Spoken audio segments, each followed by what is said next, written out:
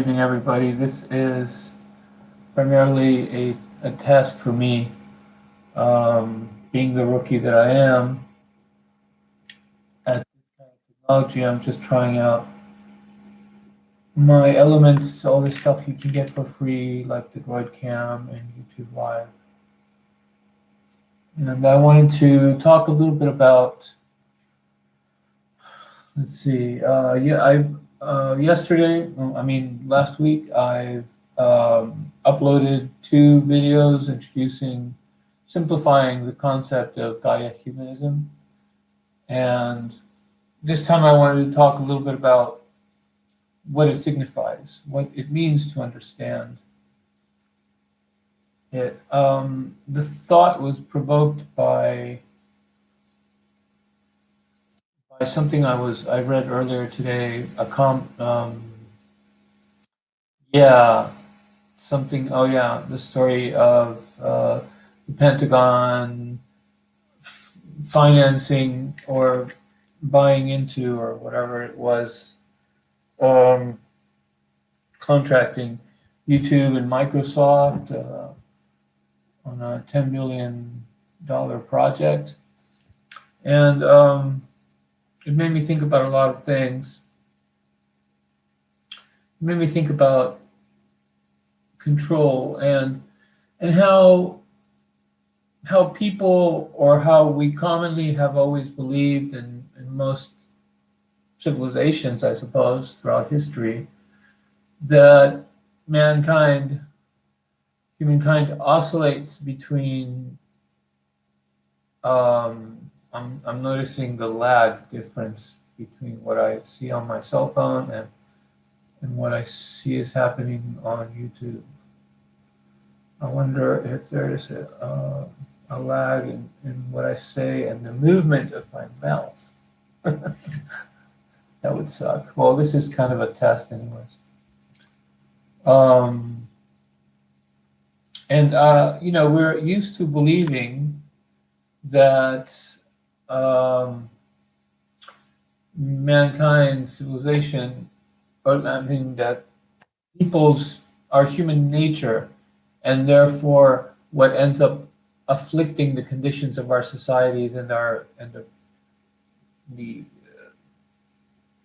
sufferings, or the historical suffering of humankind's predicament through his civilization, and the confrontation of nations and the problems in its societies, and the problems in the relationships between the people and government, have all boiled down to a tug of war between good and evil, that we oscillate between being good and trusting towards whatever, our people or another country or groups in society, and just being mean and unjust and abusive. And so this general base belief is that we oscillate between good and bad, or good and evil, right? And in reality, it's more an oscillation between trusting others, trusting that others will do what we hold as universally constructive or positive for anybody, or anybody with an empathetic sense, believing others will understand the goodness and the substance of what we're talking about, doing, or proposing, and an oscillation towards wanting to control. So the actual oscillation that civilization moves between is trust and wanting to dominate and control. So when things collapse and fall apart because controlling too much has caused repression and upheaval, things renew, and new ideas and leadership arise from the ashes, sort of say, and a new spirit of trust and positivity starts leading. And then slowly we degrade again towards. Now, the reasons and the motivations for this are many, are complex. Um,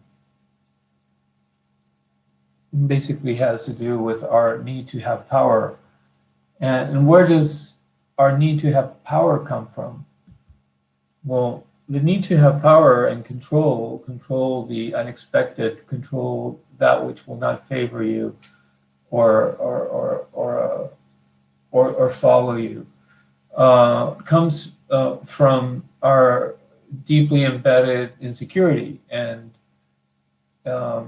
fear, commonly referred to as fear in human nature, but really has to do with a desperation to push forward to survive, notwithstanding the elements that assault us on this world, which are weather, biology, uh, physics of the planet, and the conditions of sustainability that we evolved in the vast majority of our development through where evolution has left us these last few hundreds of thousands or millions of years, in a majority of time that is defined by suffering and hardship and difficulty and challenge and threats, which were through evolution not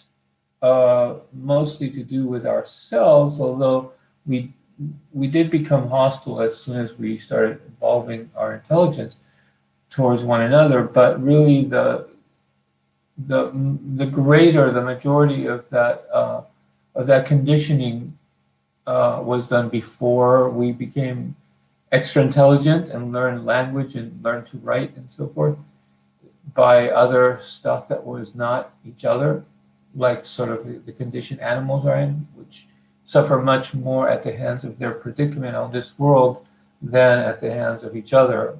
And at the predicament of this world means other animals, for animals. That was for us also. But then um,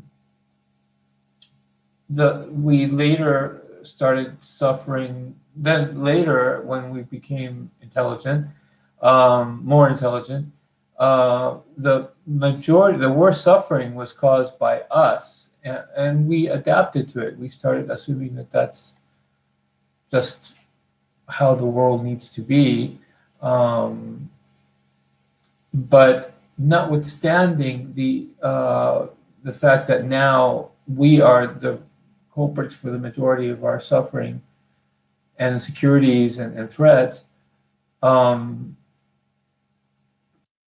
aside from the proportion of natural suffering and threats that come from the natural world, it is we don't our deeply embedded insecurity and fear does not have to do so much with us as it was formed during the vast majority of our evolutionary course, which was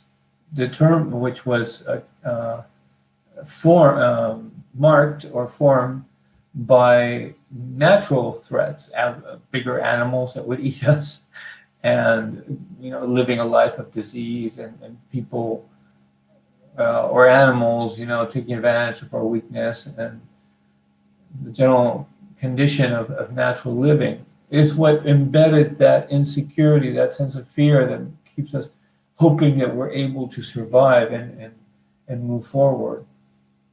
And okay, so that's just an introduction. I haven't really started talking about what it means to understand Gaia humanism, but this is just an experiment. I want to see how this comes out, so I'm going to end the stream, and thanks for listening.